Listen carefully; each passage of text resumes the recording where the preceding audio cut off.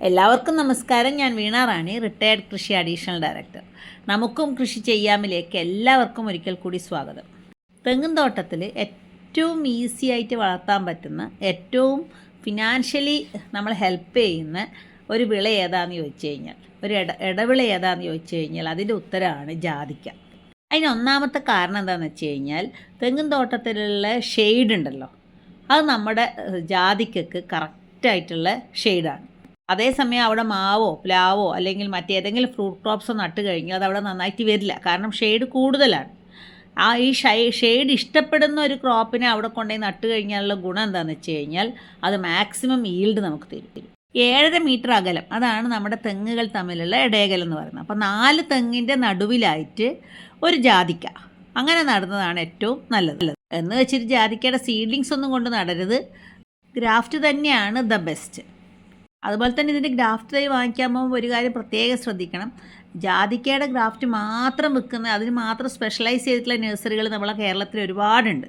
അപ്പോൾ അവിടെ പോയി നമ്മളുടെ കാലാവസ്ഥയ്ക്ക് അനുയോജ്യമായിട്ടുള്ളത് സെലക്ട് ചെയ്യുന്നതാണ് ഏറ്റവും നല്ലത്.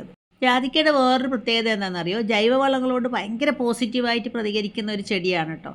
അപ്പോൾ നന്നായിട്ട് ജൈവാംശമുള്ള മണ്ണായിരിക്കണം, അല്ലെങ്കിൽ ജൈവവളങ്ങൾ നന്നായി ചേർത്ത് കൊടുക്കാൻ നമുക്ക് പറ്റണം. നടുന്ന സമയത്ത് 1 മീറ്റർ നീളവും വീതിയും താഴ്ചയുള്ള കുഴിയെടുത്തതിന് ശേഷം ഒരു 30 കിലോഗ്രാമെങ്കിലും ഉണങ്ങിപ്പൊടിഞ്ഞ കാലിവളവും മേൽമണ്ണുമായിട്ട് കുഴി നിറച്ചതിന് ശേഷം നടുന്നതാണ് ഏറ്റവും നല്ലത്. നട്ട ഉടനെ തന്നെ തണൽ കൊടുക്കുകയും വേണം. ജൈവവളങ്ങളോട് മാത്രമല്ല കേട്ടോ, നനയോടും ഭയങ്കര പോസിറ്റീവായിട്ട് റെസ്പോണ്ട് ചെയ്യുന്നൊരു ക്രോപ്പാണ്. അപ്പോൾ നമുക്ക് ഒഴിച്ച് നനയിനേക്കാൾ ഏറ്റവും നല്ലത് ഡ്രിപ്പ് ഇറിഗേഷനാണ്. അതായത് ഒരു ജാതിത്തൈയുടെ 4 ഭാഗത്തുമായിട്ട് ഓരോ ഡ്രിപ്ലെറ്റ് വെക്കുക. അപ്പോൾ അവിടെ തുള്ളിയായിട്ട് വെള്ളം വരുമ്പോഴത്തേക്കും വേരുകൾക്ക് ആവശ്യത്തിനുള്ള ഈർപ്പം എപ്പോഴും കെട്ടിക്കൊണ്ടിരിക്കും. ആദ്യഘട്ടത്തിലെ വളർച്ചയെ മാത്രമല്ല കേട്ടോ, ഉൽപ്പാദനത്തെയും വളരെ പോസിറ്റീവായിട്ട് പ്രതികരിക്കുന്ന ഈ വെള്ളത്തോട് തന്നെയാണ്.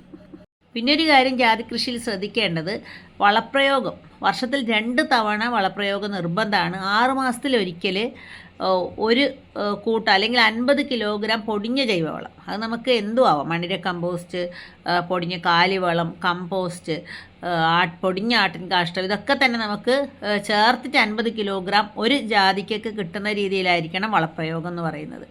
അതോടൊപ്പം തന്നെ ചേർക്കേണ്ടത് 2 കിലോഗ്രാമെങ്കിലും എല്ലുപൊടി ചേർത്ത് കൊടുക്കാം. എല്ലുപൊടി വാങ്ങിക്കുന്ന സമയത്ത് നല്ല ക്വാളിറ്റിയുള്ള എല്ലുപൊടി തന്നെ നോക്കി വാങ്ങിക്കാൻ പ്രത്യേകം ശ്രദ്ധിക്കുക.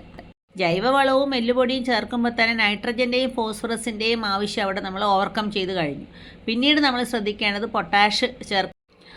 പൊട്ടാസ്യം കിട്ടുന്നതിനായിട്ട് പൊട്ടാഷ് എന്ന് പറയുന്ന വളത്തെ ആശ്രയിക്കുന്നതാണ് നല്ലത്. വർഷത്തിൽ 2 തവണ 6 മാസത്തിലൊരിക്കൽ 1 കിലോഗ്രാം മുതൽ 1.5 കിലോഗ്രാം വരെ പൊട്ടാഷ് ഒരു ചെടിക്ക് ചേർത്ത് കൊടുക്കണം. നന്നായി നന കിട്ടുന്ന ഒരു തോട്ടമാണെങ്കിൽ ഉൽപ്പാദനം ഈ രീതിയിൽ കിട്ടാൻ ഇത്രയും വളപ്രയോഗം വളരെ അത്യാവശ്യമായിട്ടുള്ള കാര്യമാണ്. ഇതേപോലെ തന്നെ വർഷത്തിൽ 2 തവണ മൈക്രോ ന്യൂട്രിയൻ സ്പ്രേ കൊടുക്കണം. ഇപ്പോൾ നമ്മുടെ മണ്ണ് പരിശോധന നടത്തി കഴിഞ്ഞാൽ ഏത് മൈക്രോ ന്യൂട്രിയൻ്റ് ആണ് നമ്മുടെ മണ്ണിൽ ഇല്ലാത്തതെന്ന് വെച്ച് കഴിഞ്ഞാൽ അത് കൊടുക്കുന്നതാണ് നല്ലത്. പ്രധാനമായിട്ടും നട്ട്മെഗിൻ്റെ ഈൽഡിനെ ബാധിക്കുന്ന ഒരു പ്രധാനപ്പെട്ട ഘടകം എന്ന് പറയുന്നത് ബോറോൺ ഡെഫിഷ്യൻസിയാണ്.